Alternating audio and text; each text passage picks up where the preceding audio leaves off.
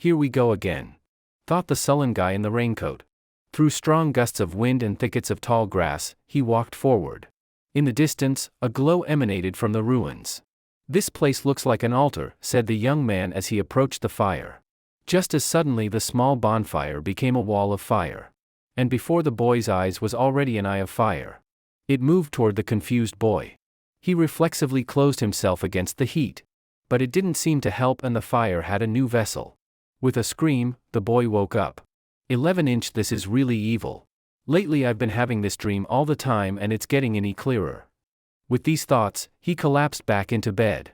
His name was Li Xing, now 19 and currently in the Bingtia Federation.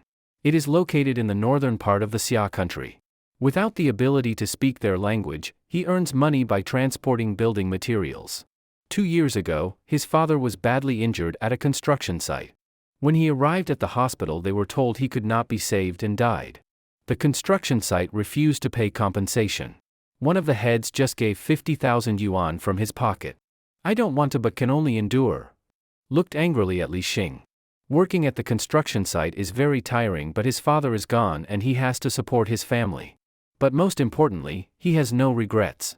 After a short time working on the construction site, the boy was hospitalized due to acclimatization. He sat at the window and looked at the construction site below. An attractive girl gets out of the car. It was a nurse. The boy jokingly thought about the fact that Bingtia women have a good figure. At the hospital, Li Xing met Uncle Yu, whom he hadn't seen in a long time. The latter said that the boss was looking for them and handed over the fruit while the boy slept. As it turns out, their boss pays for all medical expenses. While Li was babbling, the uncle drooled over the nurse. My uncle also said that he told his boss that his shoulder still hurts. So he'll end up taking sick leave whenever he wants. Well, Li's not on vacation here, unlike Uncle. A nurse came into the room with a cart of hospital food. The nurse said they should eat well and get better. But Li doesn't eat much. He has no appetite and is worried about his current routine and constant fatigue. Someone is walking down the corridor. Li looks at his watch in his sleep. It seemed strange to him that someone was wandering around at this hour. 35 Someone entered the room and turned on the light. Li cringed at the light being turned on. And looked at what was happening with squinted eyes. 2 men were standing at his uncle's bedside. Who were those 2? This is not good at all. Where are they taking Uncle Yu? Looking at all this, Li couldn't even move or open his mouth. I'm dreamin'. Stretched Li's mind. The 2 men carried the uncle out of the room and turned off the lights. What the hell is this? The situation. Broke off the thoughts. The ringing of the alarm clock woke Li up. The young man had a headache. Suddenly he cried out fearfully, Uncle Yu. It seems last night Li had not dreamed at all. He rushed out of the ward. Smashing open the door, he ran into a nurse. He shouted and asked where the patient in the next bed was. The nurse said only that he had been discharged early in the morning. The boy was confused because his uncle had said that his discharge depended on his mood. Had it changed? And where was he taken during the night? Medical staff rushed down the corridor where Li was standing with the wounded patient. Li caught a glimpse of the patient, who was shot with a gunshot wound. He thought it was strange that a man with a gunshot wound was brought to this hospital without the police. The guy gets a backhanded shove from behind and goes to his room. Nothing to do but go back. Leaving, he noticed a security camera in the hallway. He tried to see as much as he could. He noticed a strange tattoo on the janitor's shoulder. Standing just inside the chamber and picking the door, he was startled. Is this a gangster hospital? His best bet was to call his boss. The boss was surprised at the early call. Li immediately asked if Yu Liang had returned to the construction site. The boss replied that you had called him today. Li replied that he was also feeling well and wanted to come back. The boss began to talk the young man out of going to the hospital. Li said that he was young and that he had recovered quickly and that the difficulties in the family had not gone away. The boss said only that he would pick him up tomorrow. Li thanked him and said goodbye. Angrily hanging up the phone, the boss called Li a goddamn pig. He started calling someone. He told some Mr. Carey on the other end of the phone to hurry up. Yes, that's him. Li was glad that he would be picked up tomorrow. He tried to reassure himself about his uncle, but it was still strange that he was sleeping so soundly when they wheeled him out of the ward. It was like being drugged. Stop. Drugs. Li compared that he didn't get regular rest because of work, and here he was always wanting to sleep. Are they really being drugged? At that moment, a nurse came into the room with lunch. Li mentally instructed himself not to touch the food. The healthcare worker was watching, so Li had to pretend to start eating. The door closed. Li turned everything out of himself into a bag. He still has the fruit his uncle brought. He hid them along with that suspicious food. It's night. Li was lying in bed. Naturally, he was awake and contemplating the fact that there was something wrong with the food. He turned toward the door and wondered when they would come for him. Just then the door of the ward opened. 2 men stood over his bed while he pretended to be asleep. He tried to keep the appearance of sleep and thought about where they were taking him. These 2 men seemed familiar to him. They seemed to be the ones who had taken his uncle last night. Meanwhile, the young man was already being taken to the elevator. Li watched them call the elevator to the parking lot. He had to hang on and find a way to escape. The elevator door closed. Apparently he wasn't taken out to the parking lot. One of the doers opened the door with a key card and wheeled the gurney with Li asleep into the room. After doing what he had to do, this person left the room. Li was left alone in the room. Li immediately got up from the couch. The door appeared to be barred. He knew he had to find a way out of here. Li checked the entire room for anything that could help him. He found an unlocked door. Quietly he opened the door. It was a room filled with folders of documents. He needed the keys. Li accidentally touched one of the stacks of papers. It was a folder with Uncle Yu's name on it. Li decided to read the contents. With horror, he realized that Uncle Yu had been sold for organs. Somewhere nearby, a doctor and a nurse were walking by. Li was frightened that someone was coming. The door of the room was also opened with a magnetic card. The 2 men spoke with notes of flotation. It was clear what their relationship was and why they needed the tools. The pretty nurse reached for the switch, blushing. Just as suddenly she was pep-cocked by a hard blow to the head. Mr. Carey turned around. Li pounced on them with a chair in his hands. He turned on the light. The young man stood in a spray of blood and the 2 men lay at his feet. Li took something to tie the 2 men up with. The nurse seemed to be more than unconscious. Li looked at her nervously. She was beautiful and she also didn't move. Li couldn't help himself and reached for her lush breasts. His eyes turned red with excitement. He couldn't stop touching her. A woman's blood was on his hands. He licked it off his fingers. And then he slapped himself. Li was horrified that he wanted to drink her blood. But now was not the time to think about such things. He should hurry up and leave. After tying them both up and taking their magnetic cards, he decided to talk to Mr. Carey. The young man prepared a bucket of water. After a little thought he doused the doctor. The doctor immediately ordered him to let him go, but Li wanted an explanation for what was happening and showed him his uncle's photo. Mr. Carey fearfully said he didn't know. Li hit him with whatever he could get his hands on. If he doesn't know, we should help him, see if he remembers anything. The doctor shouted that he would tell everything just so Li would stop hurting him. Li told the doctor to answer honestly and everything would stop. The doctor mumbled that his uncle was dead and his organs had already been sold to a buyer who offered a good price. Li was pierced by the thought that they were selling organs. People are just animals to them, commodities to make money off of. And if the guy wasn't careful, he'd be a commodity too. Li took a swing. The doctor yelled, "You promised." Then Li asked where the doctor's car was parked and what the license plate number was. The doctor quickly babbled out all the information. Li reached for the scalpel and slashed at the doctor's neck. The man mumbled, "You promised not to hurt?" and started choking on blood. During the massacre, Li looked at the unconscious nurse. He realized that if he didn't kill her he would die himself. The nurse woke up. Li was standing over her, giving her a creepy look. The girl started screaming that she was only 19 and that she didn't want to die. Li leaned over her and talked about the patients they were cutting up. Did they deserve to die? The nurse cried. Her eyes rolled back in death. Li cut both of them down and stared at them. The door opened. Li stepped out putting on a doctor's robe. Evil people must die. Li snuck into the parking lot. The security guards were chilling there. He found the car and reassured himself that he would get out soon. He was about to start the car. The guard mistook him for a doctor and started talking about some package. I think it's some kind of password. If he answers wrong now, it's all over. Li depressed the gas pedal. When confronted with the parcel lord sex toys for fun with that nurse, the guards finally realized it wasn't the doctor and decided to stop the fugitive. Li looked in the rearview mirror with tension. One of the guards was very serious. He fired several shots at the car. One of the bullets reached its target and pierced Li's abdomen. The guy didn't slow down no matter what. Whoever did this to Li knew he had to be followed. Li saw his own blood. The car was approaching the fence. The car rammed into the fence and continued to fall. The car Li was in fell into the sea. The tin was already starting to sink. Li realized he had to get out. The car doors were jammed. Li decided to break the glass. But it was stronger than he'd bargained for. He seemed resigned to die this way. But he wasn't going to give up. Instead of the bottom, he saw a light above the water.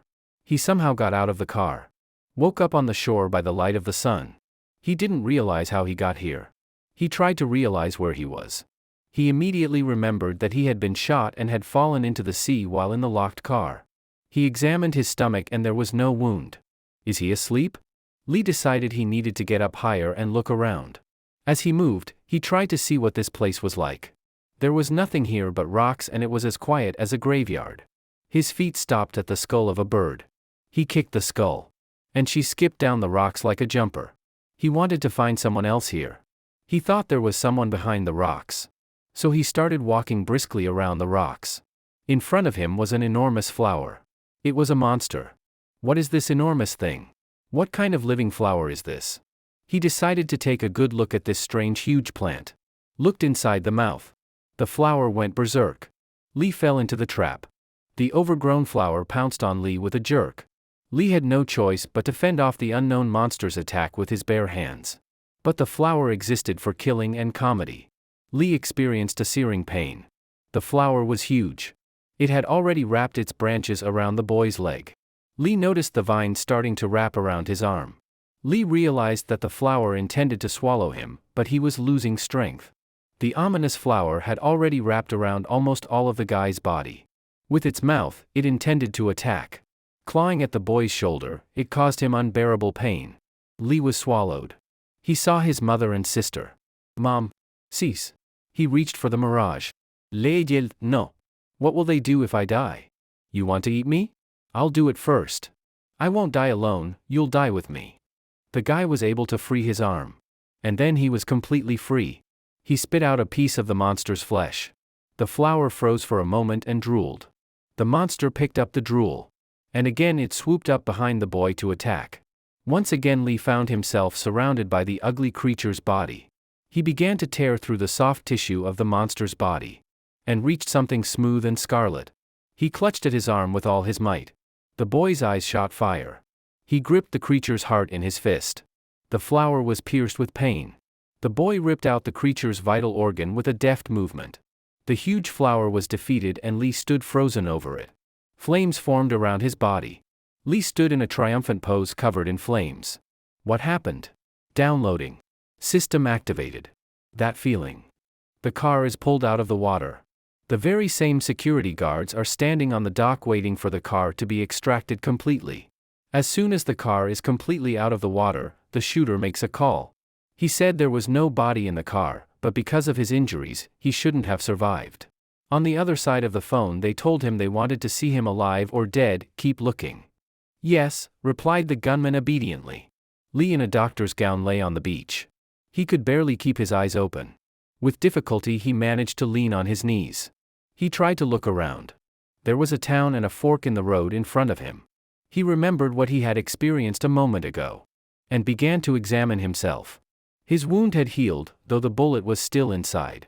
What the hell is going on? He looked up sharply. In front of him was a red screen with settings. Li wondered and tried to figure out if he was awake. His pondering was interrupted by a jackknifed car. There was a girl inside. The car whizzed past Li. Even though he had escaped from the hospital, he still wasn't safe. He can't attract attention and needs to move. He went to the sign next to the road. He saw that he was in the town of Sar. It was not far from the formation and he decided to pick up some things and his passport. He arrived in the town of Jelu at the dormitory of the construction workers. At this time everyone should be on the site. Li's passport was with the foreman, so he had to sneak into his office. He started to sneak out without being seen. In the office, the boss was sitting and talking about how Yu Liang's money issue had been settled. But there was something else. The head of the police probably threatened Boss Li that he had killed 2 workers and that the matter had to be settled or no money.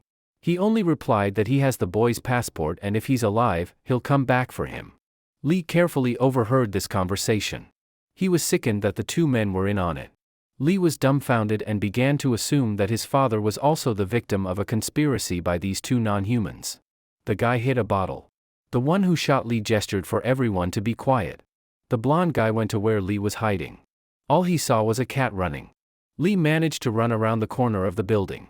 2 hours later, Li decided to call someone while still on the dormitory grounds. He called his boss. The boss decided to ask what happened to Li. The guy decided to walk him out and said he was hurt and couldn't move so the boss would come get him. The boss fell for it and asked where Li was now. Li named 20 Sar Street and decided to add that the boss was the only one he could trust and he immediately agreed. The boss had already called his partner in crime and said squeamishly, "The pig's here." The old man reported on Li's whereabouts. He himself was also naturally going to go. He saw a shadow in the reflection of his car window. It was Li, who, with a smile on his face, smacked him over the head with a club. The freak fell to the ground. There was blood coming out of his head. Li dragged him by the leg. The boss decided to ask what the guy was going to do. Li coldly replied, "You'll find out soon." The car arrived at a huge pipe. Without entering the tunnel, the car stopped. It was Li who brought his battered boss to a secluded spot. He pulled the body from the car and dragged it inside the tunnel. He moved deeper into the depths. He seemed to have found the right place. He heard a noise and thought it might be an animal. He pointed his flashlight and saw a girl. Crouching down, he decided to look closely. It was the girl he had seen in the car. She looked at Li with scarlet eyes. Li was frightened. Almost automatically, he threw a rock at the girl. The little girl was bound and moaned in pain. Li heard a human voice and realized it wasn't a beast. He stepped closer, still shining the flashlight.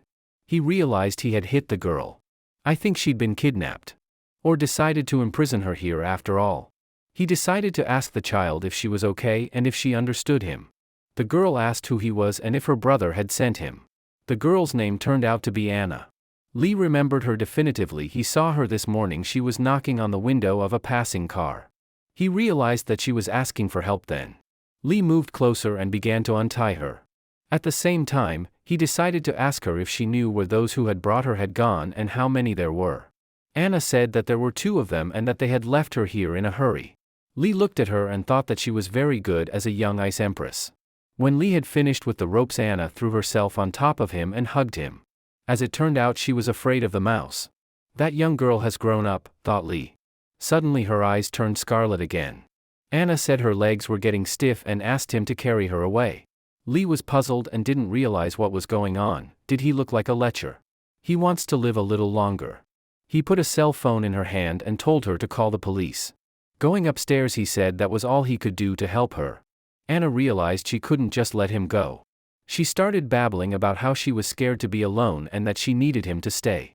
Li pulled out and said he had things to do. He said goodbye to the girl and moved on. Anna was angry that her charms hadn't worked on Li. She turned her attention to the headlights. The 2 guys walked into the tunnel and saw Anna stretching. One of them immediately planned from the fact that she wasn't tied up. Anna turned around on them all in a scarlet glow. And the 2 of them immediately calmed down and became embarrassed. She licked herself bloodily. She playfully announced that she hoped these 2 would be able to satisfy her. Blood splattered on the walls. She stood and licked her fingers, thinking about the fact that Li could be very tasty. 2 corpses with bloody necks were lying on the floor and Anna calmly called her brother to pick her up. "Water, water," repeated the wounded chief. Li splashed him. Li asked if there was enough water and the freak drank what he was attacking him for. Li was surprised and said that the creep knew everything and he better answer his questions honestly. The supervisor in response kept making excuses. "You're committing a crime," said the warden. Li got angry and hit the old man on the chin with his knee. The freak started yelling for Li to stop. Li wanted a straight answer to the question, "Did you enter into a conspiracy with Lawrence Hospital to sell organs?" Freak still honestly answered that he was responsible for supplying the hospital and was getting a percentage. Li got all pissed off. "What's the product?" He asked about his father's death. The freak also answered honestly that Li's father was sent to the hospital to die. Li grinned and asked if he could believe his words and the old man said that's what happened. Li asked where his passport and visa were and the chief said that they were at the hospital, namely at the head, Marcus. Li coldly informed that he intended to kill him here and quickly. The boss drank a, "No, you don't have to." The guy pulled out a scalpel and informed that it would be boring and would give him no pleasure. There were muffled wheezing sounds coming from the tunnel. Li returned to the place where he had fought the ogre flower and found its charred corpse. He assumed it was like this because it was daytime. He watched and pondered if this world was different and how he got into it. He decided to use the panel. He looked into the red screen and was frightened. After calming down, he looked at the 3 stripes. There were no other skills on it. Li wondered if this was his body or just his soul and consciousness. He decided that a sharp stone would help defend against the monsters that inhabit this world. A little later, a pleasant odor caught his attention. Li wondered if there was someone else in this place. Well, he should go and check it out. He saw the source of the smell. It was over the hill. Li saw the same predatory flower. It seemed to lure its prey with its scent. The flower was also different in that it grew from the ground and did not move. Even though this type of monster is very evil, it can't move now. Li saw a heavy stone. He decided to throw it. He hit a petal with the stone. The flower immediately began to aggro. But the predatory plant still could not move. Suddenly it spat out a purple slurry from its mouth. Li hid behind a rock. This feature has no vision and only reacts intuitively to objects that touch it. Li realized that this thing could hardly hurt him. Li cheered up and decided to throw more rocks. If he can't kill this creature, he'll wear it down. With this mindset, he began throwing rocks. But the flower stopped most of them with a purple slurry from its mouth. Li seems to have made the flower very angry with his actions. "I don't believe it," said Li. The guy started throwing rocks even more diligently. All the stones were simply bouncing off the dense body of the flower. Li wanted to tire out the flower but lost. He decided to act in earnest. Li headed towards the flower, rolling up his sleeves. Picking up a longer stone, he draped it over his head. And with the words, "Go to hell," he brought the boulder down on the raptor. When he got a taste for it, he began to ram the stone into the flower's mouth. He didn't seem to have any intention of stopping. The boulder pushed its way into the mouth. Li slipped and fell on his ass. Now he was out of breath a little. The flower emitted black smoke and Li realized that it wasn't dead. Suddenly Li's body held out this smoke. The boy was very surprised. As it turned out, he instantly regained his strength. The panel showed that the stats had gone up. He remembered how the wound had healed anew and his sudden burst of strength. It's like a video game. And now he makes a test of the powers he has received. He smacks the body of the flower with all his might. The flower's skin was tight, but his fist went through like a knife. He wanted to increase his stats even more. Li laughed out loud. Suddenly he felt something.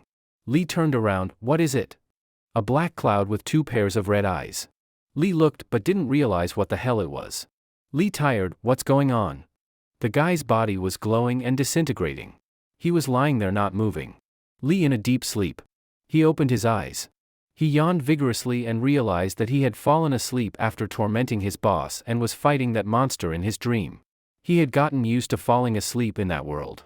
The guy decided to test his skills. Strength, dexterity, and physique were increased. And now he was convinced that he was getting stronger in this world after fighting in his dreams. Li's original plan was to take his documents and call the police to that ill-fated hospital. But now with the opportunity to level up, he decided to destroy the place himself. But first of all he should eat.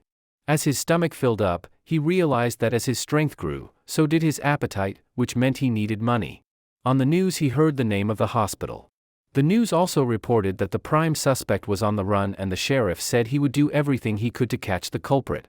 Li's ID was on the screen, but the photos were so different that he was unrecognizable. As Li continued to eat, he thought about how he could contact his family today, since he couldn't stay here for long.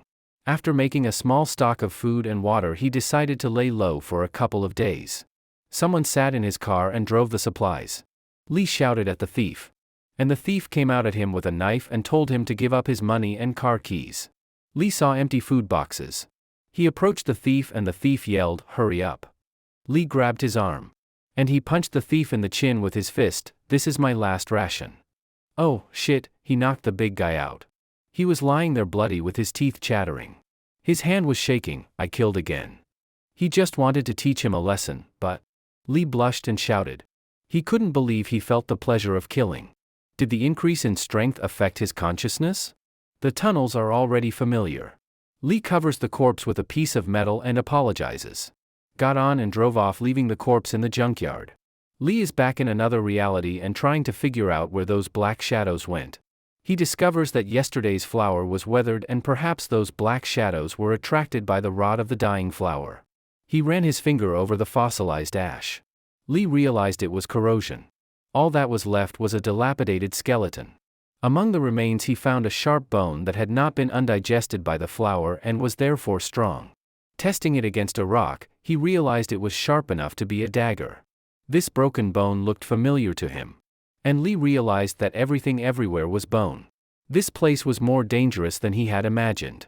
He squatted all night but still fell asleep and entered that world. Li lazily opened his eyes. He noticed a corrosion scar on his finger. Do wounds in dreams affect reality? Li decided that Georgia City was no longer safe and he needed to move on. A determined climb. Firing up the car, he started walking, time to meet Marcus. It was as if a lightning strike was sweeping through the forest. All the birds stirred. It was Li, exulting in his super speed. From his seat, he jumped higher than the trees. These upgrades are really cool, shrieked the boy joyfully. Something seems to have gone wrong. He's about to hit a tree. He seems very reluctant to hit the tree with his speed. But he can't dodge it. He hit the trunk and went tumbling to the ground. It's hard to control a body that's changing so fast. As he stood up and shook himself off, he realized he should learn more about his new body. And he decided to start now. Abruptly lifted himself off the ground. Seems some teenager is in trouble. After the blow, the one fell to the ground in pain. Some thug was harassing the kid, forcing him to give up his money. The kid just kept saying he didn't have any money. The thug was displeased that the boy had given the money to someone else and not to him and intended to teach him a lesson. Li grabbed the thug's fist. The intimidated kid looked away. Li was angry because the gopnik had insulted a boy of his ethnicity. Throwing the creep away like a bag of sugar, he sent him away. The teenager was babbling incoherently and Li asked him if he spoke Chinese. Now the kid spoke in an understandable language and thanked Li. The devil did not stay and decided to attack from the back and hit him with a cylinder. Everything sparkled in the idiot's eyes. Bro, is he dead? Babbled a young voice. Li replied that the maximum this graphic would risk was a concussion. Malloy was glad Li had stood up for him and wanted to pay him back. Li's stomach screamed terribly and he asked for some bread. The table in front of Li was completely filled with all kinds of different and fresh food. The kid had brought him to his parents' restaurant and they were kind enough to treat him. Well, Li was lucky to run into the child of a rich family. Li feasted his soul on the delicious dishes and ate one for 10. The youngster's mother kindly asked Li if he had any problems because they could help. Li introduced himself and said he had lost his papers. He also said he would like to find a job. The father of the family said that since he had saved his son, he could stay and help him here at the restaurant. Meals and lodging included, salary, the father of the family continued additionally. Li thanked them warmly and the little one was happy to live with Li Xia.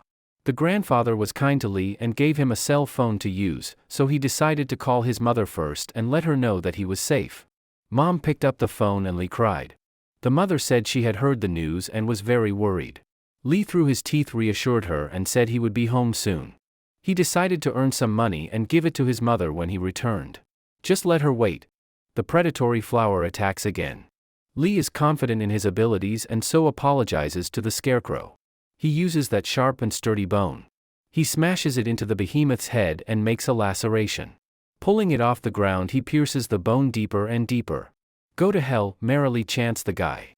He turns around in midair and keeps his eyes on the flower. He was able to cut it down.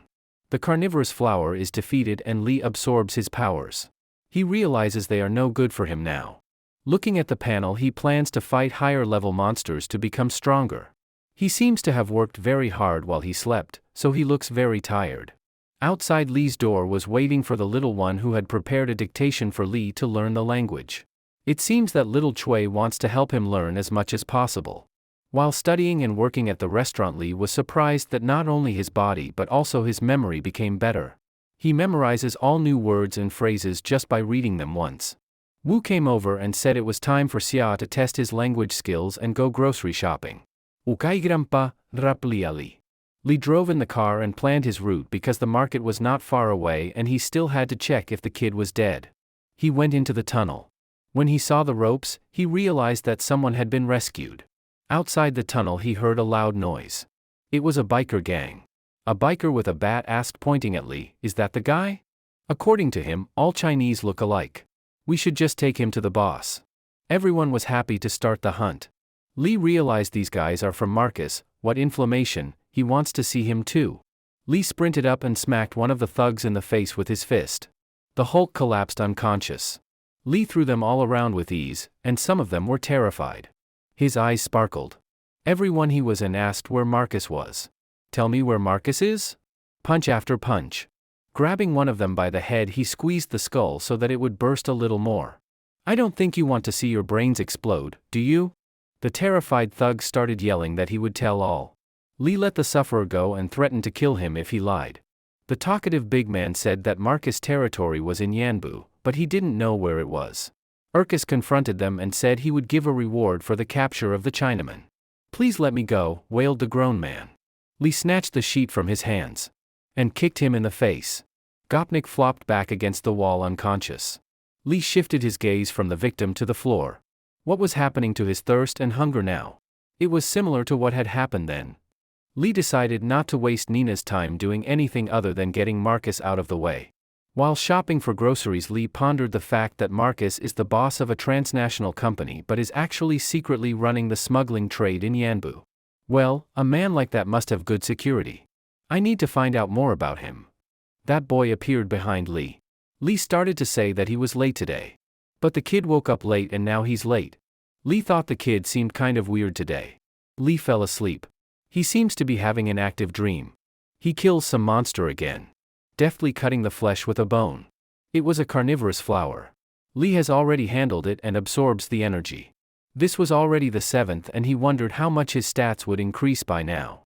A red screen with stats appeared. Well, the experience was getting shorter and shorter. The area of broken bones is too huge and the amount of those evil colors is not that great. So the reinforcement will only be tightened. A black shadow passed not far from the guy. Li tensed up. A little skip right next to the guy. It was a huge wolf and it was looking right at Li. The carnivorous mouth was in saliva. Li was determined. "I've been waiting for you," said the guy taking a singing pose. The wolf pounced on Li. Well, Li was just waiting for this. He jumped up and slammed his knee into the creature's mouth. He brought up a sharp bone. Here comes the blow. It's harder than he thought. A sharp claw is carried back. Li manages to deflect it but gets scratched. The wolf prepares to attack again. He talons Li with his head. Li bypassed from the force of the push. But the guy didn't fall down, he just stood there waiting for another attack. He was impressed by the power of this beast. The wolf was furious. He looked frantic. But Li is good, too. The wolf wriggled its neck in a furious grin. And started running at the guy. Li was able to dodge. The wolf dashed past and stopped somewhere far away. Li realized that this monster only moved straight ahead when it attacked. "Let's give it a try," countered the boy at the beast's new attack. Li deflected the hull. Now is the time. He concentrated power in his legs. And kicked at the wolf's torso. The wolf rolled away from the blow. "This is the end," yelled Li as he was about to strike. The wolf didn't seem to think so. He wagged his tail. Li had time to pierce the beast's chest faster. It was clear that it was very difficult. Li tore the flesh of the wolf to kill it in one blow.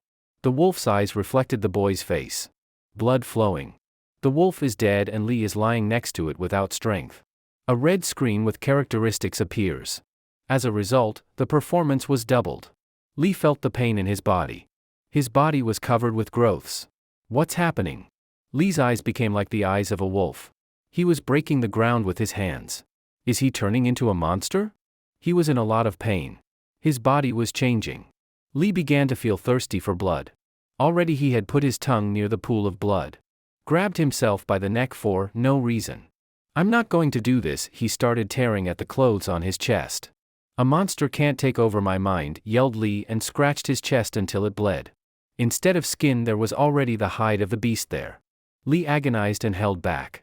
And suddenly he made up his mind. He said after all that he would send the beast to hell and began to tear at the beast's skin. With teeth and hands he tore off pieces of living flesh. But it was only getting worse. He was almost all torn up with it. There were shreds lying on the ground. Li kneeled down already covered in animal skin and whispered softly, I'm human. I'm not a monster. Black smoke enveloped him. Suddenly he woke up. A screen with his skills appeared in front of him. He began to hear his name. When he opened his eyes he saw his grandparents. He anxiously asked them not to come any closer and to wait. Under the blanket, he looked at his arm and realized that his body hadn't changed. Grandpa Wu asked what was wrong with him and Li said he was just having a nightmare but he should go grocery shopping now. Grandpa said it was Li's day off and he could rest. Li embarrassedly thanked his grandfather who was already leaving his room. Li realized that if he turned into a monster in a fit of emotion, he would probably be arrested and experimented on. As he washed his face, he reflected on the fact that after devouring monsters, the bloodlust only gets stronger. He decided that he could no longer blindly chase power, safety was more important. As he left the restaurant, Li smiled, because the power he possessed should be enough. Li went into a strip club. The drunken woman behind the bar told Li what she wanted. After putting money in his pocket, the woman said she would wait for him in a certain room. The bartender told Li that he seemed to be having a great day. But the guy wanted something else. I want to buy something from Tony. The bartender started to refuse. Li told him not to think too much and held out the money, and the bartender obediently told him where to find the guy he wanted. Harassment could be heard outside the doors of the room. A drunk girl was telling him not to touch her. But the man did not think of stopping as suddenly a voice outside the door announced that the order had arrived. The man was furious. Why didn't you come earlier? The man was about to open the door. Li decided to tackle the task with his foot. While lying on the floor, the man asked, Who are you? Li leaned over him and gestured for silence. Now you just give me the answers to my questions. Got it? Li leaves the room with the information that things got out of hand when Yes put up the black reward. A scumbag corpse is left in that room. That group of people saw the reward and wanted the money for themselves, but as it turned out they were at odds with Marcus. While he was sneaking through the crowd at the club, two girls came up to him and wanted his money. But he was busy thinking about how to get to Marcus. He walked by with a disgruntled face and the girls took offense and said he was gay. Li saw Grandpa Wu calling him. He told the guy that Washu hadn't come home yet and asked Li to look for him. Li naturally agreed. He remembered that Wa had mentioned that Yuji had joined a fight club and was worried about whether the kid would go to the same school as the bully. Through the walls of the stadium he could hear Yugi's taunts of skinny monkey face. Someone was telling him, don't play him to death.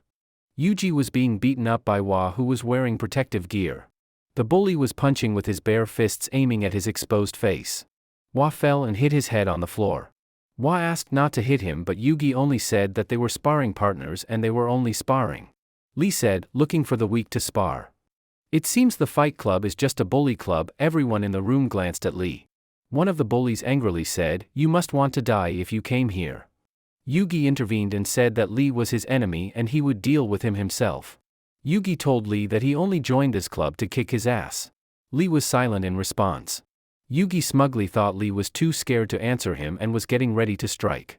Li thrust his arm forward and stopped Yugi's fierce punch. Yugi didn't understand and Li said he had nothing to say to the stupid bear. Li twisted the fool's wrist. Yugi screamed in pain, my arm. He fell to his knees in pain and begged for help. The bullies present prepared to attack. Li scattered everyone with his legs and sent them all the fuck away. Someone behind his back yelled, little man, you're dead. Li punched the smartass under the breath. The next one got kicked in the face. Everyone fell and squealed in pain. Blood spurted from broken noses. Suddenly some fighting girl appeared and told everyone to leave. They called her Sister Monica. Monica sped up. She aimed her foot at Li's head. Li deftly dodged it. He even cheered up. With his hand he stopped the wench's foot. And with a smile he shouted, nice leg. Monica flew to the floor. She braced herself with her hand while Li held her leg. In a moment she released her foot. And with a deft pirouette, she moved away from the guy. After a stretching demonstration, she landed on the floor. This guy has good skills, thought Monica. But mine are better. She was preparing to strike again. Give me more, the wench shouted freshly. You're very fast. I can see you just like a sloth, said Li with a smile. He stopped the fool with a punch to the stomach. The girl flew back from that punch. Monica mentally berated Li for his long arms. She prepared to attack again, but someone grabbed her arm and ordered her to stop. It was the big guy. Everyone called him Boss Fuchi. He said they were all no match for him. Let me see how much strength he really has, said Fuchi approaching Li. Fuchi looked into Li's eyes. Li responded in the same way. Monica got angry and said she hadn't lost yet. Fuchi told her to shut up and leave it to him. Someone behind Fuchi's back yapping that Li doesn't live, the boss will kill him. Fuchi is really strong. He's good with his body. Boss is going to make it loud, cheered the crowd as Fuchi inflated like a mattress. Who is this guy? Thought Li. He got into a stance. Li was ready to take a punch from this bulky guy. And he pounced on him, slicing through the air. Li met his fist with his own. As if space was torn apart by their collision. The bullies and Monica were shocked. Fuchi's sleeve ripped and his arm looked powerless. Li, on the other hand, only backed up a little. Well, the code and the bones are too strong for a human, Li thought. Fuchi was all fuming and holding on to his hand. Fuchi turned to Monica, see, even my strength is not enough and you still want me to call you to go for it? Li wasn't even a foot upset that the fight wasn't going to happen again. The room screamed with questions about Li, who is he? Even boss Fuchi couldn't handle him. Fuchi turned to everyone, he held back in his fights with you. Fuchi asked Li if he was right, but Li said he was only here to get his little brother not to kill anyone.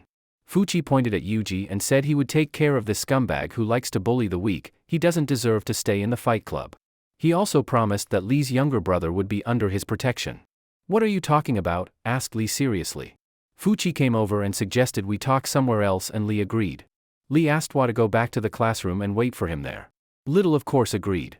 Fuchi asked Li to sit down in his office. Li told him to say directly what he wanted. Fuchi said he knew Li was the survivor of St. Lawrence Hospital. Who the hell are you? Asked Li tensely. Fuchi said he had no bad intentions and asked him to calm down. Fuchi began to push back his collar. He's a member of the Scorpion Society, as evidenced by his tattoo. This society is Marcus' worst enemy. Li said that Tony had mentioned scorpions before he died, they're bad people like Marcus. So you want to start me to deal with Marcus? Asked Li bluntly. Fuchi said he only wanted to work with Li and make money. If the guy joins the underground, he'll be under his leadership. If you go underground you will not only make money but also get revenge, continued Fuchi. Scorpions after all is the biggest organization in Timpu and the members are almost all from the underground forces. Li realized that Fuchi wanted to make Marcus lose people and money. He praised him and said he would give him a new identity, a place to live and practice. As much as it's in your best interest to work with me. Li said he would think about it and contact Fuchi in the morning. Toth agreed. I have a question for you, Li said as he left. Are you really a high school student? Fuchi said with a smile on his face that he just turned 18 this year. Already outside, Wa was marveling at how cleverly Li had scattered everyone. Li asked the boy not to tell his grandparents what he had just seen and he naturally agreed. They went back to the restaurant. Grandma was very happy to see Wa back. The table was already set. Grandpa said that Xia had done a good job and should eat. Grandpa suggested we try his special dish. Li, in this Xia family, began to praise Grandpa's skills. Grandma asked Xia to eat slower. And the boy praised the roast pork. The grandmother was worried about VA's proper diet, and the boy in turn argued with her. Grandpa asked Li, are you going out? Li sadly replied, yes. Li started talking about how he had no papers and that he would bring trouble if he stayed. Grandma tried to calm him down. Well my good ones, let's respect Zhao's wishes, said Grandpa. Grandmother picked up the cloth. She told Li about the tradition of their hometown. Before leaving their 7U, the elders cut their child's hair so that one would go out into the world with dignity. As she began the haircut she asked him to take care of himself and come back when he could. Already on the street, Li sold out with his grandparents and asked them to take care of themselves. Go ahead and be careful, they asked him. Li grumbled and walked on without turning around. Grandma cried in Grandpa's arms. Li got in the car and wiped away his tears. The driver asked, where are we going, sir? Garakov Street, replied Li. The noisy club again. Li drank with an indifferent look. He was busy working the 4 main doors job. Along with the 6 in the backyard, there are 10 guards in total. If I can act quickly, I can solve this without any problems. While Li was thinking about the task, a girl came up to him and started loading, aren't you bored drinking alone? Li told her to back off. But she continued, don't be so cold, maybe we can do something else in a cozy place? Li told her to bugger off. The girl suddenly said rudely, you'll have to come with me. A gun was put to Li's head. The woman knew he wasn't here for fun. Come tell me what you're up to. Li grabbed the guard's hand that held the gun. He howled in pain. The woman was frightened. Li pointed the gun at the guard's head and fired. There was an immediate commotion in the club. The guards began to report that there was trouble near table. People started to fuss and the guards started to kick them out. Li realized it wasn't going to be easy and quiet anymore. The girl started to run away but fell. "Fool, look out." Li grabbed her and dragged her behind him. The girl started threatening Li that this was Marcus' territory and that he couldn't leave here, he'll make your life miserable. Thanks for the warning, Li squeezed her throat. The girl fell unconscious. And Li was ready. He jumped out of cover and started shooting. With a couple of shots, he blew through the disco ball. The guards realized the kid's tricky. What do they do now? We know this place better than he does. They're being presumptuous. They decided to split up. Using flashlights, they survey the hall. Rushing to the noise Li provoked. They started shooting. Started looking at who they were shooting at. It was that woman's body. They gave it a good stabbing. "Be a good boy and surrender and maybe we'll let you live," shouted one of the guards. Looks like Li will have to pay attention to everyone today even though he's a little hurt. Something flew past the guards in the darkness. These two are getting pretty tense. The fastest of them started shooting die. Behind his back, two more had just been shot. And the bearded man yelled, "Boy, you're gonna die today." He was desperate. A subordinate yelled, "Boss, we're out of ammo." The boss ordered everyone to hold formation even though they're running out of ammo, they can't let him get away. Li's fist flies towards the target. He punched the security boss right in the stomach and he wriggled out. While the senior was flying from the blow, the juniors had already been beaten up as well. All the security guards scattered all over the club floor.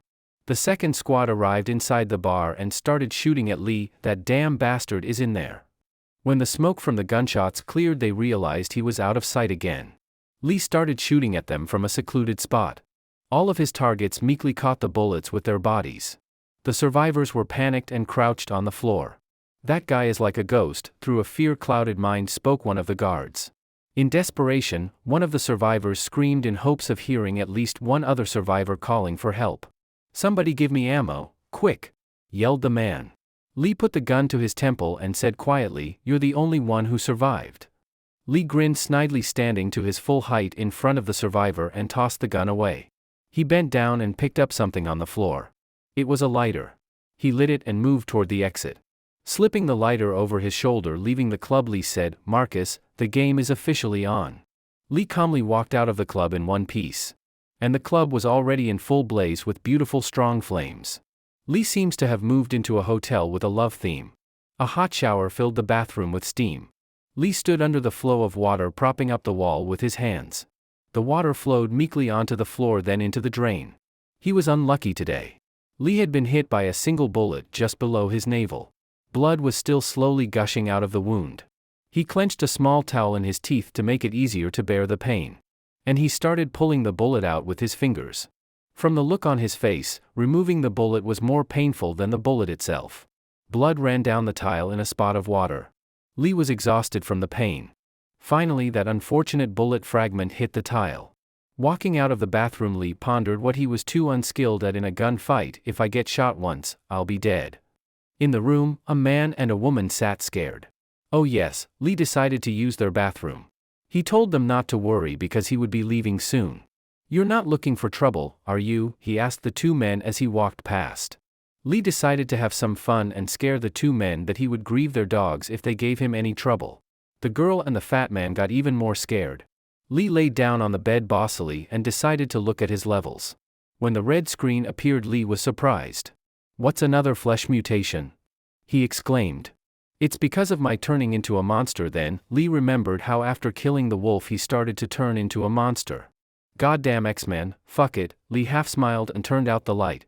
Well, he really needs to get some sleep to heal his wound and get cleaned up. And he did fall asleep and didn't give a damn about the two people in the room. The mustachioed grandfather yawns tiredly. He complained about not being able to sleep, and it's midnight. He was suddenly called out, "Sergeant." A girl in a uniform was walking quickly towards him and reporting, "I'm interviewing witnesses. Judging by their description, it's a Chinese man who..." The sergeant rudely said it was an accident, close the case. The girl started talking about how it was a serious accident, dozens of people burned, possibly alive. But the sergeant wouldn't listen. "You're a rookie, don't worry." The girl got angry. What are they trying to hide? She wondered who the Chinese man the witnesses were talking about was. The expensive country house of the next big shot in the mafia. It was Marcus. Thanks for a job well done, Sergeant. Have a good day, the blonde man said dryly over the phone. The sullen blonde handed the phone to the servant. Behind him sat that surviving guard on his lap. Why are you alive? He turned to the poor man and he told him that he had pretended to be dead to report to him. The white-haired man didn't seem pleased. He gave orders to spread the word that it was an accident and to tell witnesses to sit tight. Find me that Chinaman, he gave the order, leaving the hall. The guard who came out had already been lifted under his arms and was shouting to his boss that he had done everything to report to him, but he was scared. His boss didn't seem to care about his life. The poor guy was dragged out onto the terrace, screaming and begging his boss to let him live. There were alligators swimming in the pool. He was sharply tossed to them for a snack. Purple blood on bare rocks. Li killed another predatory flower and made sure that killing them was as easy as mowing the lawn. Li absorbs the experience he's gained as usual, but something surprised him in the fall. The purple was left a strange mark on the guy's forehead. He decided to test his skills and saw that his agility and physical abilities were enhanced. He counted the number of flower he had killed and tried to figure out what was making his numbers grow so fast. Did the new skills have something to do with the root of nothingness? Li pondered how else the root of nothingness he had gotten in this world could still affect him. The ability screen also showed him a novelty called green armor. Li's fingers began to be covered in chitin. There's also a new, I don't want to become a flower, coating on my neck. Li screamed that he didn't want to, but his body continued to be covered in a thick crust. Li got very tense. Suddenly this process stopped. This is the green armor. Li raised his hand and the space around his body glowed. He realized what this new power was. Li's hand was completely covered in a durable material. The other arm was similarly covered in armor. Li grinned gloatingly, crossing his armored arms in front of him. I'm one step away from being Superman. Li even seemed a little sick. This green armor is directly related to the raptor flower. Li turned around abruptly. There was the wolf in front of him again, targeting him. The wolf with blood-red eyes licked, looking directly at Li. Li took a fighting stance and was glad to see the wolf again, for he was just in time for Li to test his new ability. The air exploded as if from a bomb blast. Li was running at breakneck speed, preparing to strike. The wolf kept up and flew just as fast to meet Li. Li's time in this world seems to be running out. The wolf's toothy maw was already close to the boy's head. Why am I waking up now? Yelled Li, still in his stance. The wolf clacked its powerful jaw, but it was already in empty space. Even such a bloodthirsty monster had questions about what had happened. Li woke up with his hand raised, frozen in anticipation of the blow. So why was he so suddenly back in this reality? Those two sat like that in the corner of the room while Li slept. It was hard for Li to come to her senses, but there was nothing to be done. This fat uncle woke Li up with something and out of fright started apologizing. Li told him he was going to do what he had talked about last night before he went to bed. The poor guy was so scared he started squealing and begging for his life. Out of fright, he tapped his companion on the head. And he ran headlong into the wall. Gee, marveled Li at what he saw. The guy passed out hard and took the girl with him. While Li was getting dressed, he noticed that the wound had healed.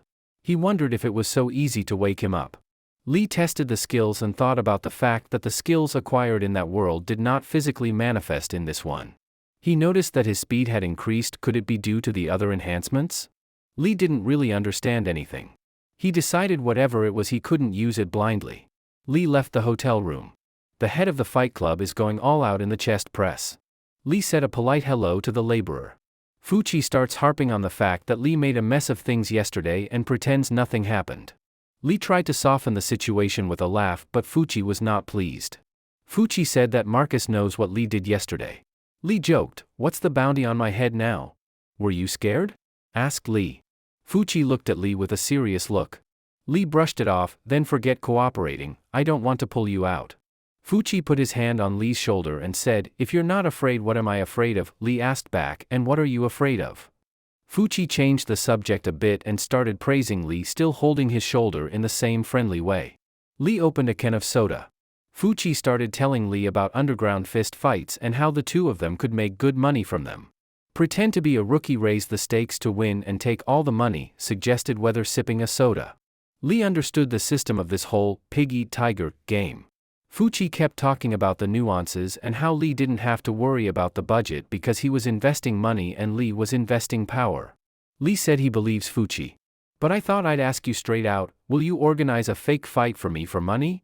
Fuchi replied that he had never done such a thing and would not, and assured Li that he had the right not to do anything he didn't like. Li suddenly remembered the saying, treat your enemies like the harsh winter. He wondered why he suddenly remembered the saying and turned to Fuchi. I hear there is a certain Ned Bloodhub under Marcus, is it true what they say about him? Fuchi said that he was really as they say he is literally the king of Timpu City. Fuchi tensed up because he didn't think Li would somehow get to this man. Li asked if the loss of this Ned would not be an equal loss of a leg for Marcus. Fuchi was blacker than a cloud and said that Li is certainly strong but that guy is on a much higher level. No self-respect. With those words someone threw a bottle of water at Li. Li grabbed it on the fly. Monica glared angrily at Li, what do you think you're invincible? Fuchi backed her up. Li was very surprised that Monica was Fuchi's sister. He said she was, but she didn't like it when he called her sister in public. Li mentally leveled them in his head, half-brother and sister, what a thing. Fuchi literally shouted, half-brother and half-sister, just like that. Monica was very embarrassed, don't put your elbow on my head. Monica started yelling at Li who was sitting there giggling, I'll beat you, and started teasing her, come on sis, then I'll beat you. Fuchi took Li to the hotel and reminded him that Marcus had put a bounty on Li's head. This hotel he said was Scorpion property and Marcus men wouldn't dare poke their noses in it. He also said he would take care of Li's food and safety. Li grinned, it's nice to be adopted, I don't want to work too hard. Fuchi replied that Li would still have to work hard and the kid flared up, why didn't you let me train then? Fuchi just started the fight, his fist literally flew past Li's head and he said, your alertness is at a great level, let's get started. Fuchi and Li practiced as hard as they could. The bully told Li that he would teach him 14 more basic positions and the importance of breathing. Through the windows of the hall, the two could be seen synchronizing. Incredibly fast right hook. Well done. Fuchi watched Li move and realized that he had learned everything with just one look. Li's favorite knee strike was now looking great. Li kept practicing and analyzing, the moves are simple but cover a lot. Li's entire body emitted vapor, feeling like a furnace. Suddenly, his heart gave out, he was out of breath. That was his limit. He stood all red and the air around him was heavy and burning. Everything told me how hard he'd had to train. He looked down at his blood-soaked hands and didn't understand what was happening to his body. What the hell is blood transportation? Li asked in bewilderment. Li stared at the skill screen and didn't understand why his body in reality was changing so much in correlation to the dream. He glanced at his fist wrapped in smoke. It was a true martial art. He kept building up his skills. By now his legs were stronger and more solid as well. He kicked with all his newfound power off the floor. Li can now gather power at one point in the body. Li walked over to the pear tree. His new ability makes punches and kicks much more powerful. Terrific news, rejoiced Li. But the punching bag he hit immediately flew into his face. It occurred to Li that this was Fuchi's secret technique, only he had it at a higher level. He jumped up off the floor all excited. He needs to practice, that's his goal for the near future. Late at night, Li was walking toward the fight club. Fuchi was already there waiting for him in a bright yellow tracksuit. Li walked over and asked if the big man was waiting for him. Fuchi handed him the mask and told him to put it on. Li joked that he felt like a pervert and Fuchi reminded him that Marcus Mutz might be here. Fuchi reported that the new fighters have numbers instead of names and Li's number is 014 and this needs to be memorized. Li started picking on it because he wanted to choose for himself. Someone walked past them at the same time, also wearing a mask. Fuchi said he can't do that, the numbers are randomized and his match is in 20 minutes. Whether something caught his attention. It was a mangled fighter. I think he's dead. Over the loudspeaker, the start of the next Fighter Rock vs 014 fight was announced. Looks like the guys are late. Li told Fuchi he was ready. Opening the doors, Li said, I hope the process won't be too boring. He's determined. Li came out to the stands and ring, player 014 on stage. What a momentous day. The referee was suspicious of the crowd while Li stood and showed determination. Is this going to be an interesting match or a one-sided massacre? Let's wait and see. The crowd started yelling dismoral phrases, skinny wuss. Effeminate. Go eat your grandmother's cookies, all directed at Li. Li climbed into the ring. Yeah, newcomers are treated badly. Li was approached by his opponent Scala. Rookie, you're not too late to give up. He was about 3 meters tall and looked to be 200 kilograms of muscle mass. The hall erupted with words of encouragement and love for him. Li silently got into a stance and looked straight into the eyes of this giant. Said crunched his knuckles and was ready for the battle to begin. The referee announced the start of the fight. The Rock said he wouldn't let Li die quickly. The referee laughed and said, "The Rock is about to deliver his fatal blow torpedo." The giant yelled that this would be a welcome to the newcomer and flew at Li with his feet. Li covered himself with his arms and stopped Rock's feet in front of his face, and he's fast. The Rock flew off of Li, and as he fell he couldn't believe his eyes. He kills with that punch, and this rookie was able to fend him off. The Rock actually flew off Li like a jumper, and the referee laughed. The thug quickly landed on his feet and Li was ready to strike. Li shouted, "Now it's my turn." He was going to test his skills on this pile of muscle. And the first will be the strike of red sand. Li was gathering power into a lightning strike. Fuchi stood at ringside and silently watched the coming spectacle. "The Siberian tiger pulls his heart out," yelled Li, and because Fuchi had asked him not to call the blows it was such a shame. Li grabbed Rock's swollen pecs and the giant screamed like a girl. Li mentally swore at the Rock's firm tits. "How dare you humiliate me," yelled the bulky man at the top of his voice. "You're dead." He tried to grab Li in a bear hug, but he ducked with a lunge to the bottom. After dodging, Li prepared for the next strike, 8th style. He hit the Rock just below the solar plexus and he sagged under the blow and began to fall on his back. The rib joints gave many cracks from the direct hit of such a hard and fast impact. Scala wrapped his arms around himself without being able to breathe but still stood. "It's not over yet," said Li menacingly. "Aunt Maria's beet soup," roared Li and slammed his foot right into Rock's face. But the Rock dodged and grabbed him right by the ankle. Li realized it wouldn't do any good. The Rock intended to throw Li into the ring with all his might. "Don't insult my auntie," the big man said menacingly as Li hit the ring. A punch lands right on Li's back. He convulsively exhaled all the air and his eyes seemed to glaze over. Rock jumped up. He wanted to crush the newcomer. "I'm going to smash your head in," yelled the Rock as he flew his feet into the head of the lying Li. Li looked at Rock's pelvis and realized it was perfect timing. He put his foot right in front of the giant's groin. The testicles are mercilessly smashed. Everyone in the stands turn on Fuchi, realized this pain and adjust their legs sitting down. The Rock fell shamefully to the ring, blue in the face with pain. It was as if he had given his soul to God. Li, meanwhile, was quick to pick himself up off the floor. Scala struggled to get up on one knee and Li was already planning how to hurt him this time. Damn it, the giant's legs were shaking and jacking up from the pain in his crotch. Scala swore at Li and his eyes looked like they were filled with blood. "I'll kill you," yelled the big man, and came at Li like a train. Scala throws a quick, aimed blow to the head but Li manages to dodge it. Li laughed and concentrated all the power in his hand. He similarly punched the Rock in the body as if to punch through and he flopped to the floor. As the pile of muscle flew down, Li's side kicked as if to intercept him in midair. "That's all," said the lad briefly and through gritted teeth. The referee announced that the Rock was out. He flew out of the ring and broke it. That's how hard Li hit him.